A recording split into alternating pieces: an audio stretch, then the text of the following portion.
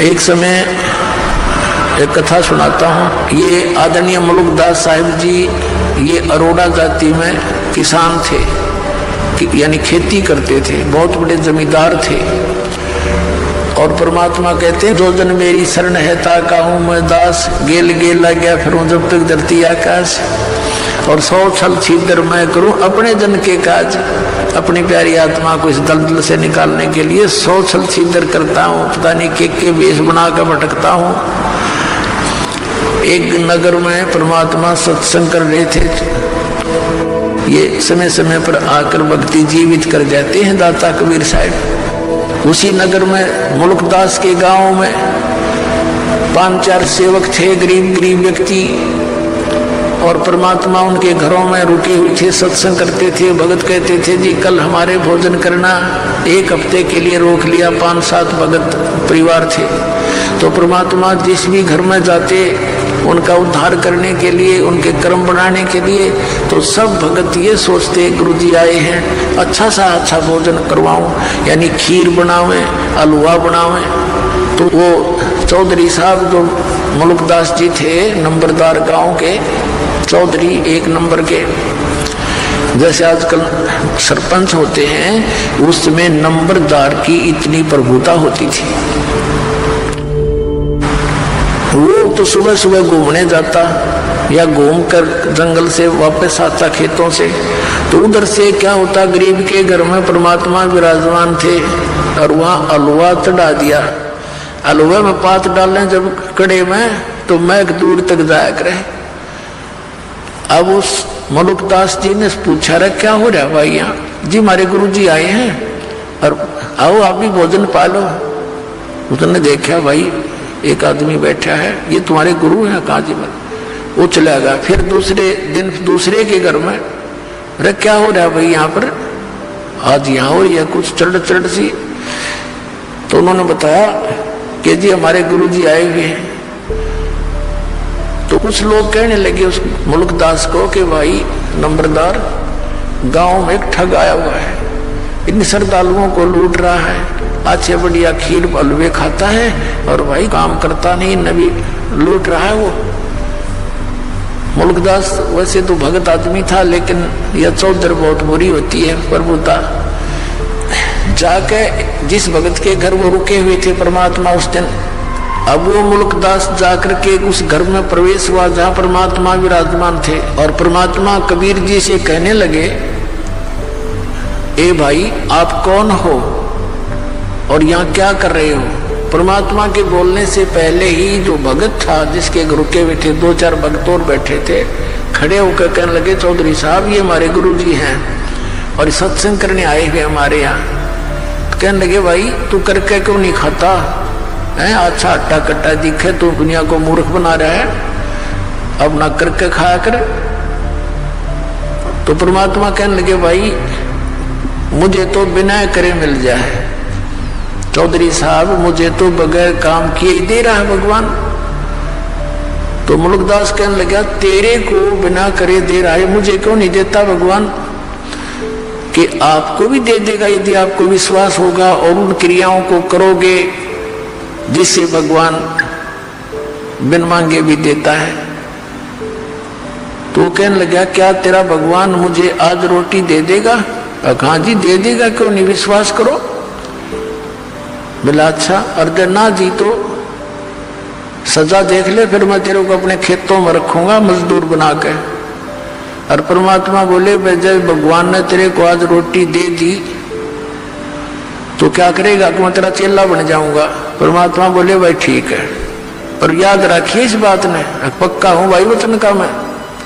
मुलुकदास जी बोले, मुलुकदास जी का खेत थे पूर्व में, उसका अपना खेत था पूर्व में, और चला गया पश्चिम में दूसरे गांव की सीमा में। वहां एक पेड़ के ऊपर बैठ गया जाकर, अब देखूंगा या मैंने कौन खाना खिला देगा। अब क्या हुआ, ये गडरिये होते हैं बकरी भेड़ पालने वाले, उनका कोई त्योहार था। उन्होंने सलाह बनाई कि भाई इस वृक्ष के नीचे खीर बना लो। एक आधी गाय भी उनके साथ थी, लागड़े। हम इतने बकरियां चराते हैं, वो बकरियां चराने के लिए, गाय चराने के लिए आगे को ले गए काफी दूर, और एक दो भगत की सेवा लगा गए। वो वहां उसी वृक्ष के नीचे खीर बनाने लगे। उन्होंने लकड़ लुकड़ तोड़ कर चूल्हा बनाकर और वो खीर बना दी। खीर बन चुकी थी, इतने में क्या देखा उन्होंने कि कुछ घोड़ों पर व्यक्ति आ रहे हैं, दूर से धूल उठ रही है, तेजी से दौड़े आ रहे हैं। उनको पता होता था जंगली लोगों को कि इस तरह की जब कोई आता है वो डाकू होते हैं। वो भाज के डर के बड़ी बनाई खीर छोड़कर वो वहां भाग गया अपने मित्रों के पास, जहां उनके दूसरे बकरियों वाले थे। तो उधर से वो घोड़े वाले आकर, बड़ा बढ़िया वृक्ष था उसके नीचे वो खड़े हुए, रुक जाओ थोड़ी देर यहाँ।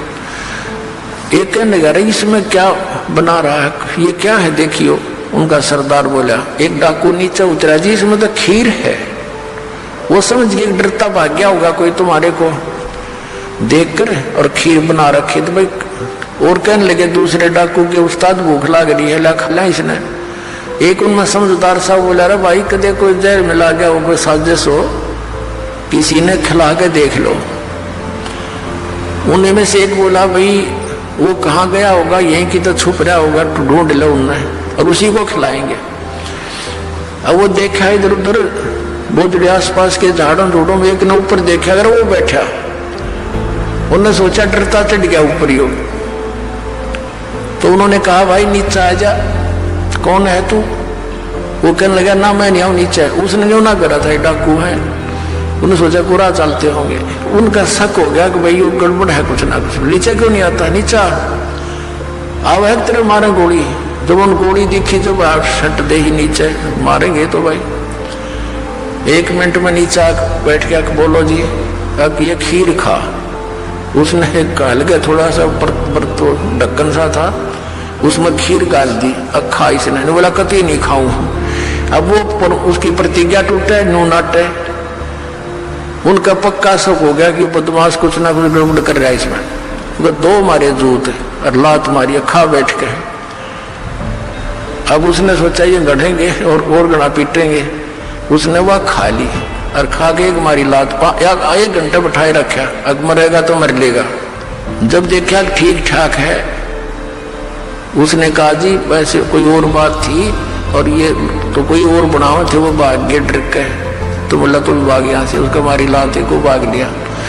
फिर उन्होंने खीर खाई या ना खाई दूसरी बात। तो उसने जब वो देखा कि ये तो डाकू है और उन्होंने मारे उसका लात, वो घना डर गया मुल्कदास। और नौकर कबीर साहब को, हे फलाने के गुरुजी जिसके घर में वो रुका हुआ था उसका नाम लेके हे धनपत के गुरुजी आज मेरी जान बचा दे, मैं तेरा चेला बनूंगा पक्का। अब मालिक ने उसकी फटक भी काटनी थी और वो वहां भी भरवानी थी। तो उसका जो पक्की जचगी, आज इस गुरुजी के कारण मेरी जान बची है, ना तो सीधी मारे गोली ने किसका डर हो सब भाई। तो वहां से लेकर सीधी सुरती लाई उसने, जान बची, लाखों पाए और परमात्मा के चरणों में आकर गिर गया और बैठ के नो रोए। परमात्मा बोले, चौधरी साहब भगवान ने कुछ करी सेवा? नो कहने लगा जी आपका भगवान तो मर मर खीर खिलाता है, मेरी जान बची, ऐसे सारी कथा सुना दी। तो परमात्मा कहते ये सब खेल हमारे किए, हमसे मिले सो निश्चय जी।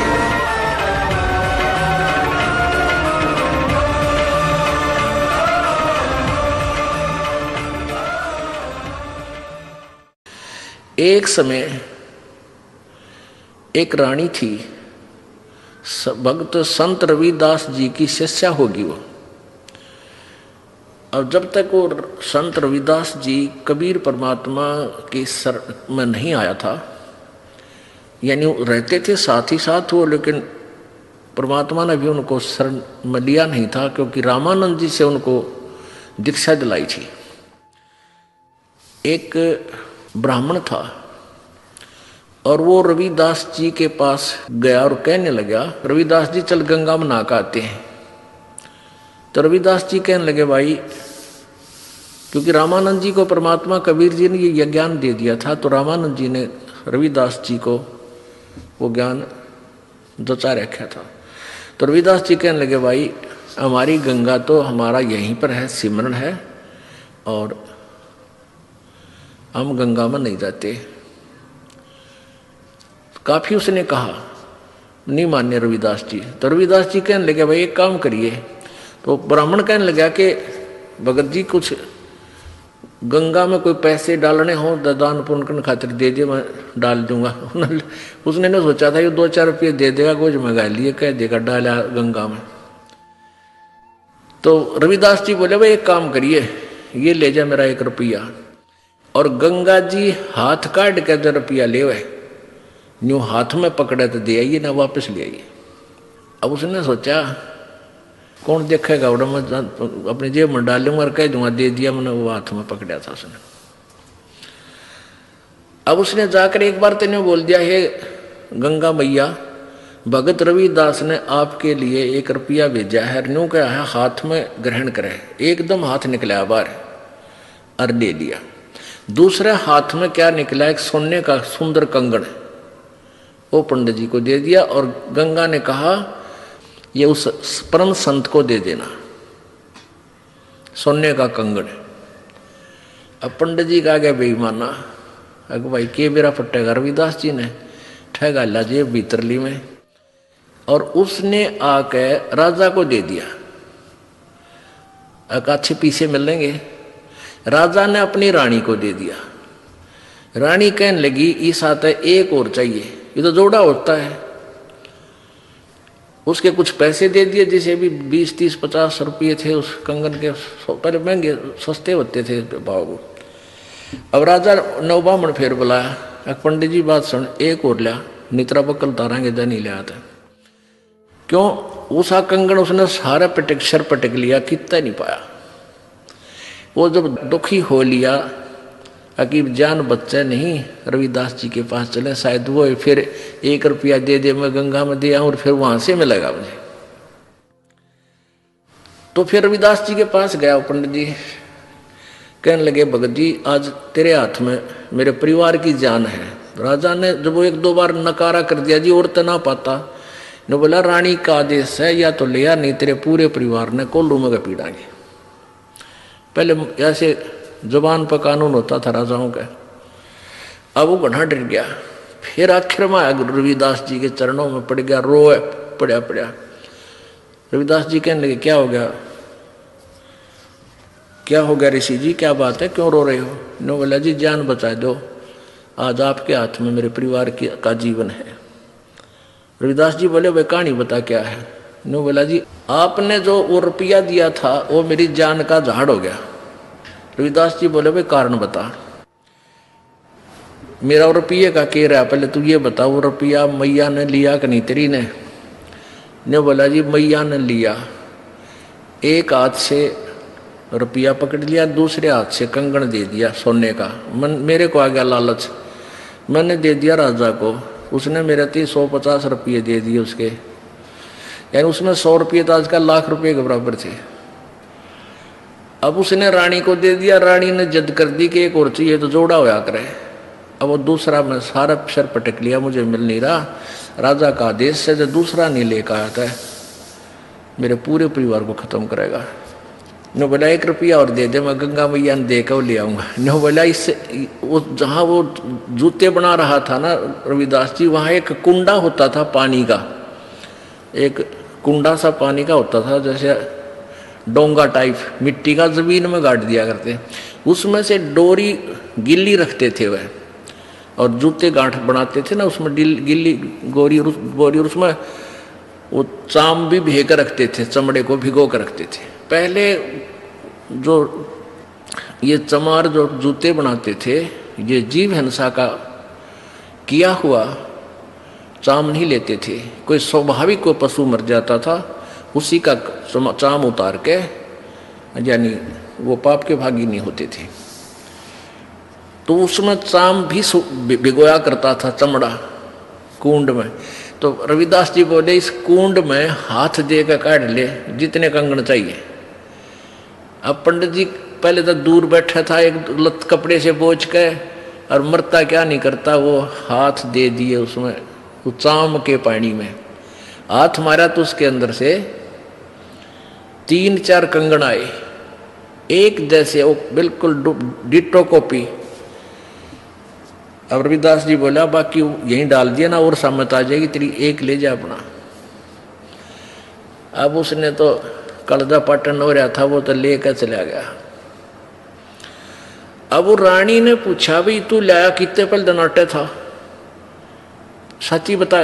उन्होंने सारी कहानी बता दी। तो वो रानी इतनी प्रभावित हुई ऋषि जी तय उससे, रविदास जी से, उन्होंने, रानी ने उसको गुरु बना लिया रविदास जी को। और एक दिन फिर धर्म भंडारा किया, एक भोज देना चाहा उसने, कोई लड़के की पार्टी पूर्टी करके जन्मदिन वगैरह का। उसमें 700 तो ब्राह्मण आ रहे, ब्राह्मण पंडित जी, और उधर से गुरु जी को भी आमंत्रित करना जरूरी था कि गुरु के बिना कोई अनुष्ठान नहीं करना चाहिए। रविदास जी को बुला रखा। रविदास जी को रानी ने आदर सत्कार से अलग से एक सुंदर आसन बिछा कर उसको ऊपर विराजमान कर रखे। उधर से ब्राह्मणों को न्योता दे दिया। सामने ब्राह्मण 700 ब्राह्मण आके और पंक्ति बनाकर भोजन के लिए पोजीशन पकड़ गए, और उधर से भोजन परोस दिया। सामने भोजन परोस दिया। जब तक भोजन नहीं आता ना, इतना नीत रहा, केला होंगे, जलेबी आओगी, लड्डू आओगी, वो ध्यान नहीं रहता कौन कित बैठा है। जब पूरी थाली भर ली, जब देखा उन्हें इधर उधर करके, उन्हें देखा रहा यू चमार बैठा है यहाँ पर। सारे खड़े हो गए, नो बोले रानी तने हमारी बेइज्जती कर दी है, हम भोजन नहीं करेंगे।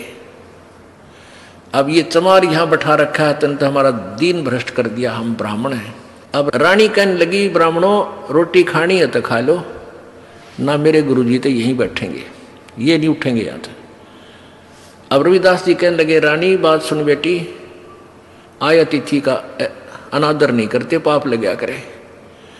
रविदास जी खड़े हो गए और कहने लगे विप्रो, मैं अपनी औकात भूल गया था, मेरा स्थान तो आपके जूतों में है, मैं वहां बैठता हूं जाके, आप भोजन पाओ, रुष्ट ना हो, इस बच्ची को दोष लग जाएगा। अब रानी मना करती है और गुरुजी के रविदास जी कहने लगे बेटी गुरु का आदेश पालन होता है, आप मत बोलो। और वहां जाकर बैठ गए जहां उन्होंने जूते निकाल रखे थे। रविदास जी वहां बैठ गए, अपना भोजन कर रहे हैं। अब वो पंडे लागे छक्कन पे रोटी फटाफट। अब प्रत्येक पंडित के साथ में एक रविदास भोजन खा रहा है। 700 पंडित और 700 रविदास जी रूप बन गए और उनके साथ में रोटी खावे। वो सामने वाला पंडित कहता है अरे तेरे साथ ये चमार रोटी खा रहा है। रविदास कहता तेरे साथ भी तो खा रहा है। वो कहता तेरे साथ भी तो खा रहा है। अब सारे कूद कूद पड़े।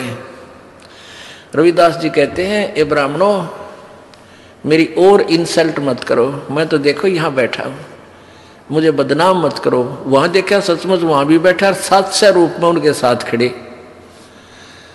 तब रविदास जी खड़े हुए ने बोले पेट भरो, तुमने ना तो भगवान का बेरा, तुम तो पेट भरने की का ठेका ले रहे हो। कहने लगे तुम इस जनेऊ से मोटे मोटे टांग रखे नो। तो परमात्मा रविदास जी बोले जनेवात मुक्ति ना हो भाई, भक्ति से मोक्ष होगा। और तुम जनेवा चाहते हो, कहते अपना को हथियार गेल ले रहे थे चाम छोलन का, इतनी लंबी खुरपी सी वैग रहे। वो कहते हैं वो तो एक लीला थी, कौन सी खाल पाड़े थे, एकदम न्यू करके दिखा दिया। न्यू बोले देखो मेरे अंदर सोने का जनेऊ है भाई, तुम तो इस सूत का बोझ मरो। तब कहते हैं 2 घंटे तक प्रवचन किया उस परम संत ने। वो 700 के 700 पंडितों ने वो जनेऊ काट कर फेंक दिए, रविदास जी के चरणों में शीश समर्पण कर दिया, नाम ले लिया। गरीबदास जी ने लिखा है 1.25 मन सूत होया था उनके गला में का, 1.25 मन सूत, और उनने उन 700 पंडितों का उद्धार कर दिया। तो यहाँ क्या बता रहे हैं, वही बता रही है ये विष्णु पुराण कि यदि एक सत साधक के सामने 1000 ये पेट भर श्राद्ध खानिए भी बैठे हों, उनका भी उद्धार और श्राद्ध यजमान का भी यानी भगत का भी उद्धार वो एक ही योगी कर देता है।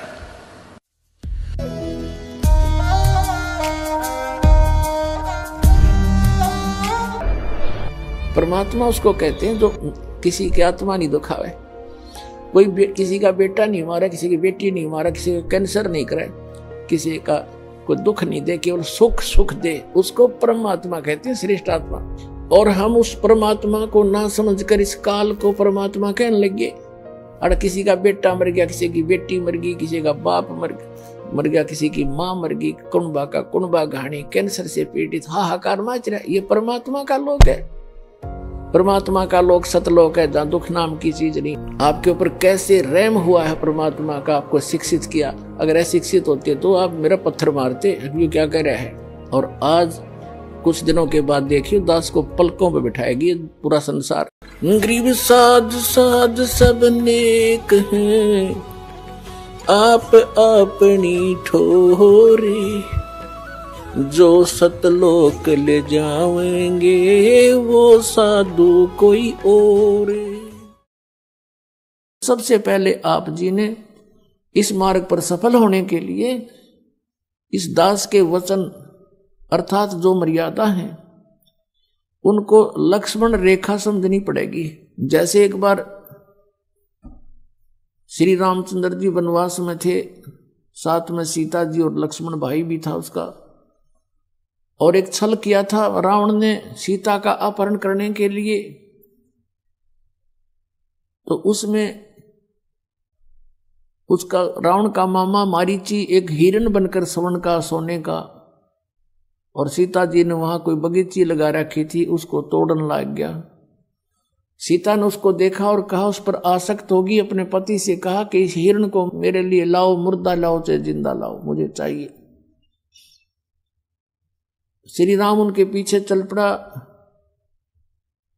वो आगे भाग लिया सपेटते, पीछे से आकाशवाणी कर दी, हाय भाई मर गया।